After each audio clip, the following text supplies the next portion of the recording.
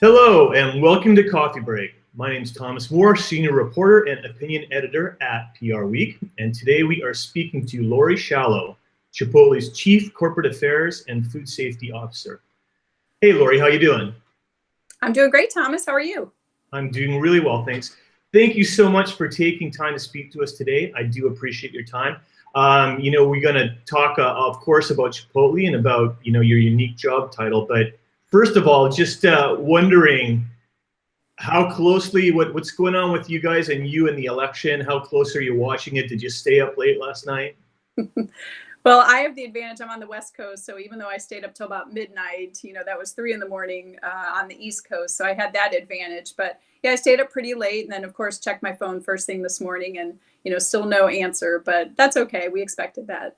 Yeah, I think so. I think everyone kind of expected that we weren't going to get an answer right away, and it probably could drag on for at least a week or so. Tell me something. Are you talking at all? Is there any kind of a lot of the PR agencies that I report on are have been talking with their employees at least about giving them time off to vote and being involved civically? Has Chipotle done anything like that? How are you guys talking to your sort of employees and your internal audiences about the election and what's going on?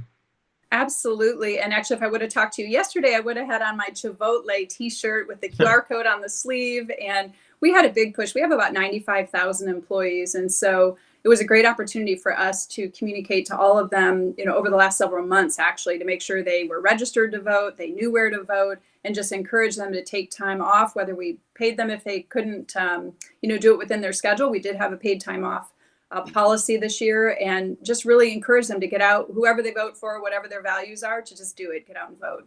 Great. So I did want to, we can't really ignore the election. I guess we're not allowed to in this society, right? Ignore politics. But I really do want to kind of focus on you. And, I wanted to point out to our viewers here that you really do have a unique title, Chief Corporate Affairs Officer, Chief Corporate Affairs and Food Safety Officer. Pardon me for that. So if you could explain that, and then maybe kind of also tell us where you kind of sit in the comms and marketing hierarchy of Chipotle, who you report to, who reports to you, that sort of thing. Sure. I do have a unique title, Chief Corporate Affairs and Food Safety Officer, and I report directly to Brian Nickel, who's our CEO. And underneath it is that corporate affairs is to traditional functions of internal and external communications. I also have sustainability and our Cultivate Foundation reporting into me, customer service, social listening, and then both restaurant and food safety quality assurance teams. So it is a little unique that a comms person has food safety, but that comes from my 20 plus years of experience. I worked at Yum Brands for many years and dealt heavily with crisis and issues management and with food safety and QA, and I have a huge passion for it. So it was a natural fit for me at joining Chipotle to take that on. So, but I wonder if you could explain that a little bit. I was looking at your resume and I saw, that extensive food service experience. So is food safety in terms of your job, is it communicating food safety in like the standards and the issues internally and externally, or are you actually directly responsible also for ensuring that people manage and handle food safely? Because I years past worked in a restaurant. We had extensive training on how to handle food and how to clean and sterilize the equipment that we were working with. So how does that kind of break out? Yeah, it's actually all of the above. So because we had issues back in 2015, that was very public.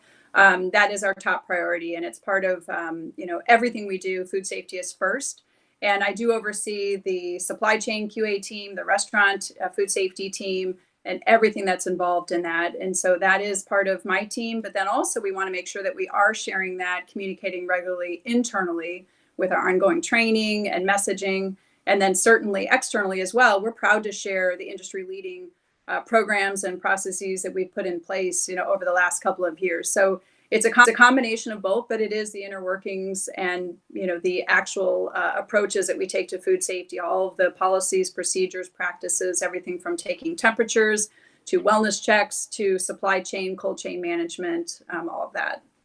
Interesting. So I'm wondering, when you go to conferences and you sit and talk with other CCOs and comms people, maybe at in other food service companies, is this something that other food service companies have as well, as this similar position?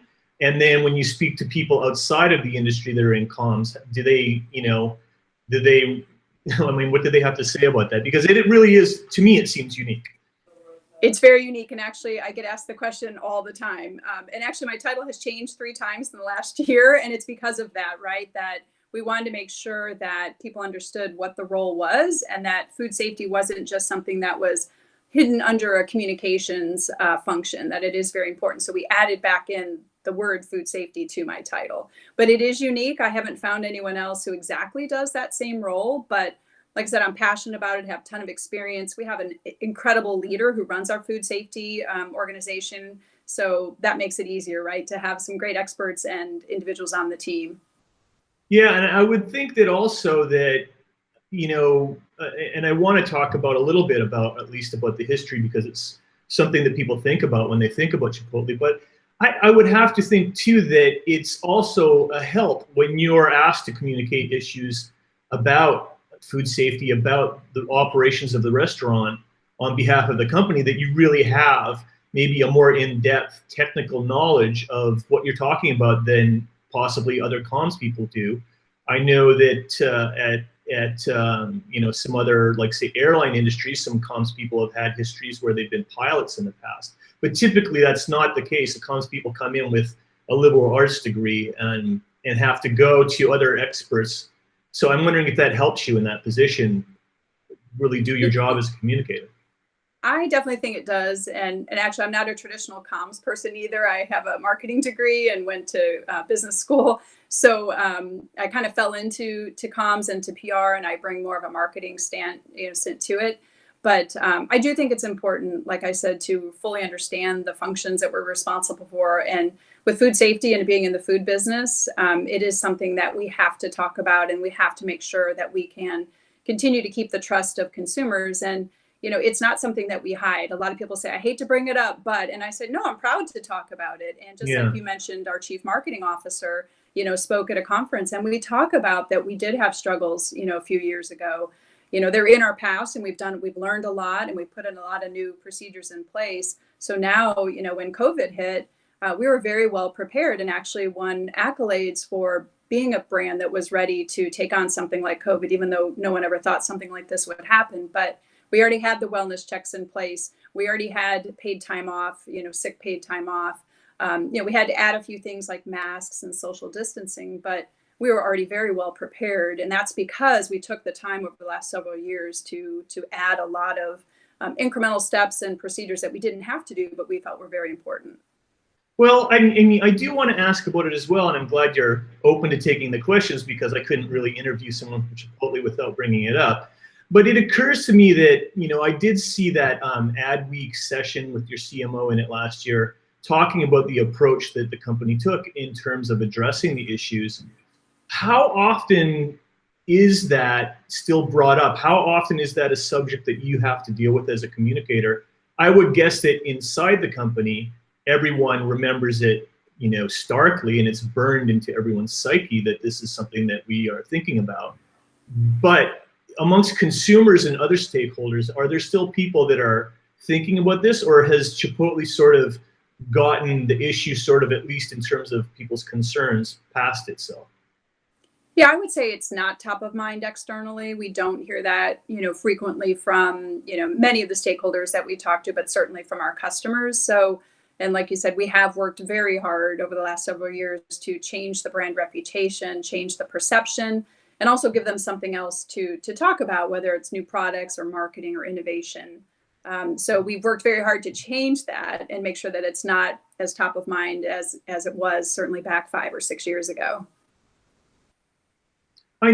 While I was doing some quick research about Chipotle, that I saw the focus recently on portion sizes that the restaurant has been talking about. Then I saw the mention of the environmental effect of the food items. that you guys have been communicating to me. And from attending that session last year, I did learn, in fact, that the really strong emphasis that Chipotle places upon food quality, and the freshness. There's nothing frozen, nothing microwave.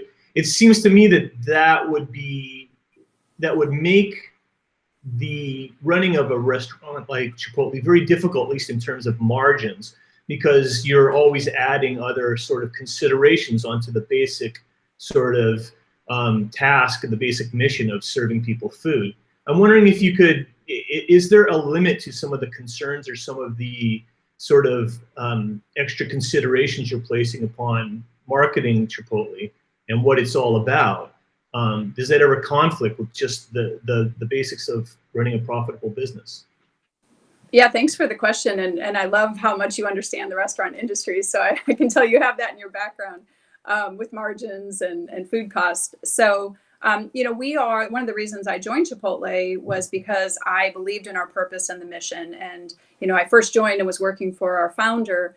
And, our mission is to cultivate a better world. That's our purpose. And so we have principles like food with integrity. That means, to your point, we're not always going to have the cheapest ingredient because, we're very purposeful about understanding where we source from, how the animals are raised, what those farms look like, and investing in young farmers to make sure that we can sustain, that business going forward. We have 53 ingredients. They're all natural ingredients that you could find in your kitchen or buy from the grocery store. You're right, nothing's processed, no additives, no preservatives.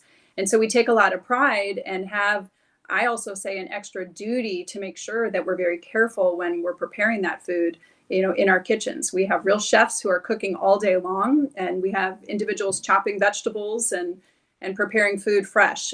So that's important. And from a marketing perspective, we're proud to talk about that. And so our food print initiative that we just launched last week is really important. And it's really cool that after you place an order in our app or on our website, it tells you the impact that you're having on the environment based on your order. And that's comparing it against a traditional or conventional order. So the way that we raise our animals compared to a conventional raising of animals. I noticed there was Bill Nye was speaking out on behalf of this on TikTok. How plugged into new social media and new channels? And I know that might be more of a CMO kind of question, but I did see it and I thought it was interesting. The Ad Week session I saw last year was really talking about traditional advertising, but where is Chipotle in terms of how it's approaching the market and reaching out to customers? Oh, I mean, social media is utmost important, right? Especially when you're trying to reach the younger consumers, which is important to Chipotle and to the brand. So on my team, I have a social listening team, which is something I put in place when I first joined Chipotle 3 years ago. And what we're doing is we're monitoring what's being said about our brand and products all day long. And we're looking for engagement opportunities. So we love when celebrities or influencers are sharing that they had Chipotle for lunch, or they're craving Chipotle, or they're talking about their celebrity card that they used. We love to respond and engage with consumers online. And then from a marketing perspective, certainly whenever we're launching a new product or an initiative like Food Print, we want to make sure that we have a 360 approach to our comms. And that means everything from traditional advertising on television to social, PR, radio, et cetera, whatever it might be. But you have to be on social if you want to engage with especially the younger audience today. And our marketing team does a great job at that. Bill Nye is just one example of, bringing in someone who's interesting and can talk, authoritatively on a subject like Food Print, which can be very confusing. Yeah. Well, it seems like certainly, asked about the past history and profit margins and how you're reaching out, but if sales are any indication, you guys, it seems to be working at least, 14.1% in the third quarter. You guys seem to be doing well during the pandemic, which I don't know if everyone might have assumed that was the case, since everything's so made order, you're waiting. That's my perception of Chipotle anyways. Tell me, and this will probably be our last question because we got to wind it up soon, but how's Chipotle sort of been faring during the pandemic, and kind of what's going on in terms of sales and growth and where you're headed? Yeah, we just had our quarterly earnings report come out, and we're getting back to where we were pre-COVID. So at the heart of it, we were down quite a bit, and we had about 100 restaurants closed. But proud of the fact that we've been focusing on our teams and taking care of our employees with all kinds of extra benefits, from bonus to assistance pay to wellness benefits, whatever they need. Our priority was to keep our restaurants open, keep feeding the communities, and take care of our employees. And so we've done that, I think, very well, and have been able to weather this storm that some other, unfortunately, the smaller chains and brands that maybe didn't have a digital business, I think they are suffering. So, our digital business, which is doubled overnight, which was key for us to still, service customers. They can pick it up and take it out if they'd like to, or order it into their home or wherever they are. That's been critical for us, and I think helped us get through this crisis.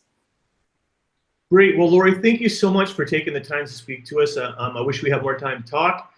15 minutes is about the length of a coffee break, though, so we need to honor that. And thank you so much. Good luck with the coming year, and let's stay in touch. Thank you, Thomas. Thank you.